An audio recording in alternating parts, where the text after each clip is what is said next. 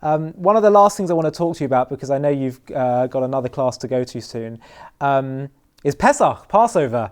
And this is going to be, in many ways, it's very sad, but it will be a very historic Pesach this year, given that so many Jewish people are going to be, they're not going to be able to go to synagogue, they're not going to, some people might struggle to get all the food and things that they'll require, some people might not be able to be with family and loved ones. It's going to be very challenging. And I want to just talk through with you some of the halachic, legal sort of Jewish law implications. Just to run through a couple of things, and you can tell me your thoughts on them. Number one, I've heard some people talking about live streaming Seder nights for especially families do it, and then so that means their elderly can see it. But is that something that there might be some leniency on? Second question is, I've seen that at least in London, it's the London Beth Din has now given a whole list of foods that are now don't require a kosher for Passover label, and some people are a bit sort of confused. Why couldn't I get that in previous years? And so is this just they're being a bit more lenient for? Because of the situation we're in, and that it's not really the ideal. Question number 3 is the final one is, it's not so much, I understand we can't have minyans, for example, where you have 10 men present praying together.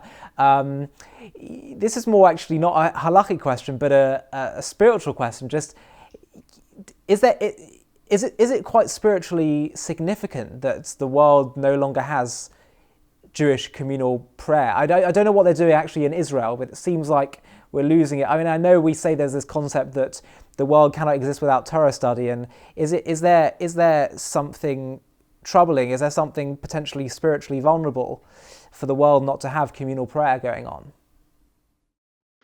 Okay, three important questions. I'll try and address them one by one. Firstly, and I think this needs to be said before I say anything else, it's a terrible and painful situation, and the reality is this year there will be those who are alone for the Seder, and it doesn't bear contemplating about over. We open our Seder every year with Kol Dichvin, with an invitation to everyone to be welcome, and this year we have been advised medically that is simply not safe, and I'll use this opportunity to appeal to everyone and to make this as clear as possible. All of us have received medical advice. We cannot invite to our homes this year people, particularly those who are vulnerable physically, those who are more elderly or have medical conditions. But really, we cannot invite anyone to our homes this year. And if there's a case-by-case exception, in particular scenarios of extreme fragility or mental health and so on, this obviously needs to be discussed with a competent medical professional on a one-by-one basis. But in general, the rule is we can't invite, and that is a terrible situation to be in. In terms of the Zoom Seder, whether we can use a social media or something to create link-ups between different people who are celebrating their Seder separately. My halachic view, and the view of, I think, almost all rabbis that look at this, is that electricity is not allowed one's not allowed to operate and create changes in electrical use on Shabbat or Yom Tov. There were 100 years of discussion around this when electricity first came out, but this year has been extensively thrashed out, and this is the consensus that has arisen. But what about security cameras at synagogues? Deliberately causing change to a circuit through speaking into or through Zoom and changing the imagery and so on is not allowed. Now, security cameras that operate, we have no particular interest in the security camera catching us as legitimate citizens going around our business. We want it to catch criminals or to protect us in a situation of genuine danger and pikuach nefesh. This is a completely different scenario to where we have a Zoom link set up where we are deliberately unconsciously speaking through it or at it because we want someone else to experience that which we're doing. And it doesn't appear to me that there is a general halachic leniency or allowance for this. Having said that, on a case-by-case basis, situations in which people will be alone, perhaps isolated for 2 days or 3 days of Yom Tov, or even 1 day of Shabbat, of course a question should be asked of a competent rabbi. There may be situations where it's simply not safe, whether because of the physical or mental well-being of someone, to leave them out of contact for a day, how much more so 3 days, and therefore questions should be asked. But that's a far cry from however much we would desperately want that, to allowing Zoom or the like to be used simply to allow people to have company and not to be alone at the Seder. It doesn't bear contemplating what it means for families to be apart over the Seder, for grandparents not to be able to be with their grandchildren, or indeed for people who are alone to have to keep the Seder by themselves. But that doesn't offer an allowance of threat to physical or mental well-being to give a default permission for Zoom to be used. Electricity and deliberate change of electrical circuitry is not allowed in halacha. Though, of course, on a case-by-case basis, it could be there's what to discuss if people are in genuinely situations of threat to well-being.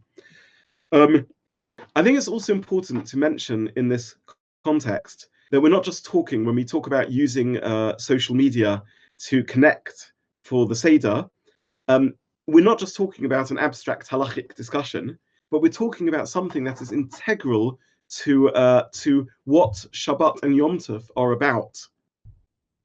This isn't just another area of halacha, but this is an area where the halachic consensus that arose over the last 100 years of discussion has actually proven to be essential to what Shabbos is about. And it's remarkable to think about, because dry halachic discussions 100 plus years ago, perhaps dealing with 15-watt light bulbs in hovels in East Europe or in North Africa, when no one dreamt that the use of electricity would eventually result in the crazy world of social media and email that we live within, and that would prove essential to the electronic detox that is Shabbos. And yet somehow the halachic system discussing these very far removed use of electricity, when perhaps looking at it, one might have thought that actually allowing the use of electricity, quite the contrary, would enhance the experience of Shabbos, has now proven to be actually the essence of what Shabbos is about.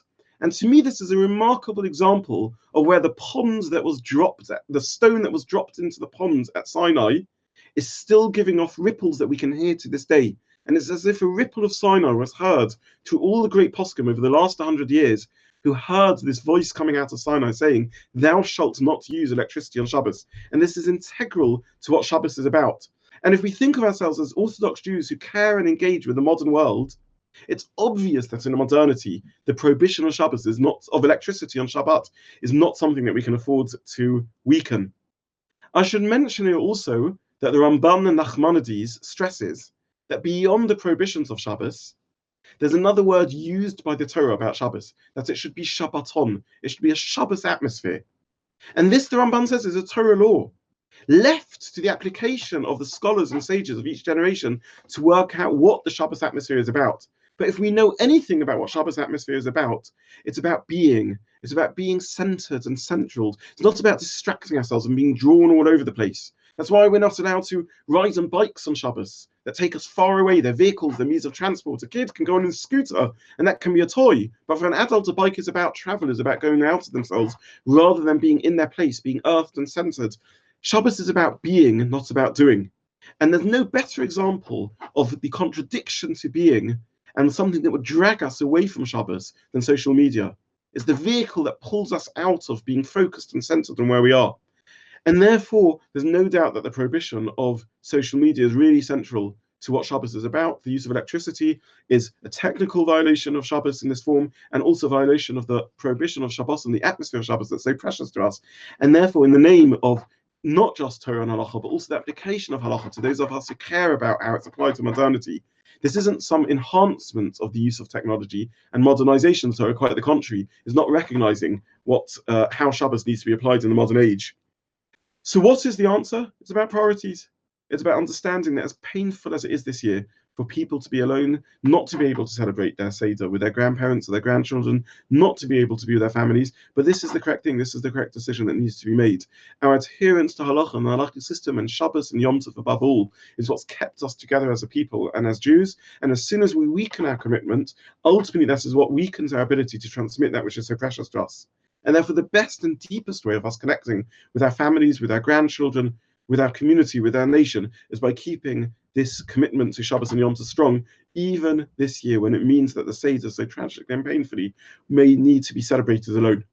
Exception, of course, if this is risk to life and limb, if this could threaten physical or mental well-being, in which case it needs to be discussed on a case-by-case basis. But otherwise, this is the way we need to celebrate Pesach this year, by looking after ourselves and by committing to Shabbos and Yom Tov through adhering to strict policy in how we treat electricity. In terms of food standards and the London Beit-Din allowances this year, I just want to use an analogy from other areas of life. And halacha really operates in the same way. There are standards of food hygiene set by the department responsible for food hygiene, which are the highest standards of food care, and we would expect those to be kept. It doesn't mean that one can't get away with eating food that for which the standards haven't been kept or a lower bar has been set, but it simply means it's not the same quality.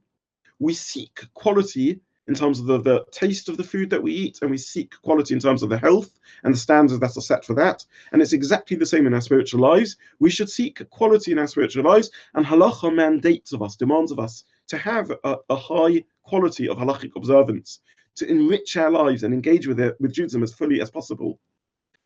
Equally, though, there can be situations which will accept lower quality of food. In the current isolation, we're not able to buy our bespoke and cuisine that we might always appreciate, and we accept lower qualities of physical food. And similarly, the Beit-Din, quite rightly, has allowed a lower quality of halachic practice, even though this isn't the gold standard, generally speaking. Halacha is a graduated system, and it's appropriate and right for each halachic authority, each kashrut authority, and each leader of the community to set what is an appropriate bar for their community in terms of halachic standards that are kept, in much the same way as we do in every other area of our physical and medical and health well-being. We discuss often how there are multiple faces to the Torah, how competing views in halacha always have some legitimacy. And again, in normative times, it makes sense to follow the mainstream opinion, but there could be times in which a minority opinion is also a legitimate one, again, much the same as in debates in science and medicine and other areas of life. So this is why the Beit-Din on this occasion has adopted a lower standard, which is appropriate and right under the circumstances, but it doesn't mean that we should accept for the rest of our lives that we're going to live just like we wouldn't live physically in isolation and accepting the lower standards of comfort and well-being and communication and social contact that we have. We don't want to be permanently locked into a corona life. Similarly, we don't want to be permanently locked into a halachic corona life. We're locked up in our rooms and our houses physically and also halachically, but that doesn't mean that that's the standard of living that we should choose spiritually or physically the rest of the time. Now, of course, all of this is within legitimate views expressed by expert poskim looking at halachic issues, whether about kashrut or something else. But within the acceptable range of halachic views, it certainly makes sense generally to follow the majority opinion or the opinion that holds one to an acceptable high halachic standard. But equally, it's appropriate, as the Beit-Din has done on this occasion, to follow more lenient views or occasionally even minority opinions at difficult times, as long as these are within the realm and range of acceptable and legitimate expert halachic advice. Thirdly, you asked about minyan and the cessation of minyanim. Again, this is heartbreaking. It's painful. But what can we take out of it? We can take out of it how halacha puts human life ahead of everything else. And it's entirely appropriate that we should realize that now the mitzvah, the halachic obligation upon us, is to look after our well-being and not to attend minyanim, even though we may desperately want to do so. Perhaps it's a reminder for us to value minyan and tefillah, prayer and prayer gatherings and community when we can have them.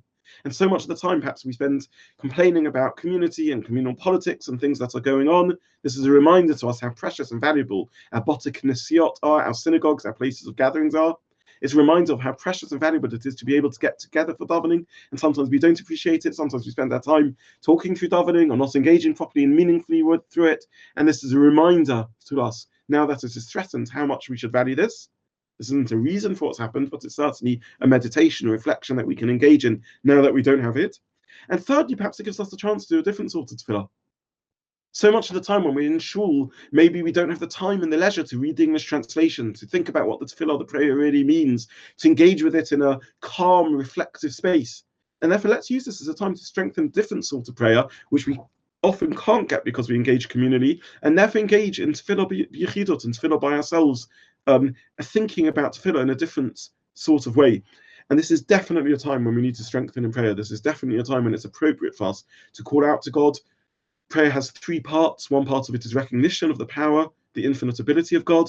A second part of it is request, asking God to help us. And a third part of it is thanking him for that which we have. And definitely this time, when things aren't so simple, when things aren't so easy, it's a time for us to remind ourselves of God's power and ability, to thank him for that which we have, and to ask him to look after us as we go forward. So tefillah, prayer, absolutely should still go on. But just on that last point, do you think that is there some kind of mystical concept or spiritual concept that perhaps the world is more vulnerable without communal prayer? That was really the heart of my question. The world is more vulnerable without prayer and without communal prayer. The mystics will explain it mystically. The Rambam will explain it simply, because we humans aren't getting together and getting that which prayer is meant to give us, and that which is meant to achieve, a chance for reflection, a chance for connection to ourselves and connection to each other, connection to God. And we have lost those opportunities. So we are definitely the poorer for the lack of prayer. But at the end of the day, we are taught again and again, Rachmana liba boi. The real depth of tefillah is our heart, is what we're putting into it. So if we can't have the external communal strength in number that communal prayer gives us, we can enrich it with a greater depth and a greater heart, and that can make up and more than make up for it. So yes, let's strengthen our tefillah, give it more heart, and that way we can still engage properly with tefillah and with the strength that tefillah gives us, whether it's mystically or spiritually, even though we don't have the chance for communal prayer. Well, Rabbi Zobin, thank you so much for your insights, for making the time to do this. It's greatly appreciated this time, all the previous times you've been on the programme. It's greatly appreciated. I wish you a happy and healthy Pesach, and we look forward to having you on again in the future. Thank you, Ollie. Thank you so much for giving me this opportunity to speak. And I wish you and all the viewers happy and kosher Pesach. And please God, we should all be able to celebrate in good health this Pesach and many more festivals going forward. I wish you well. Amen. Thank you. To stay up to date with JTV content, click subscribe here if you're on YouTube and hit the alarm bell. And if you're on Facebook, hit the like button, and under following, click see first. If you enjoy watching JTV content and want to help us continue to grow, please consider making a donation to us by clicking here.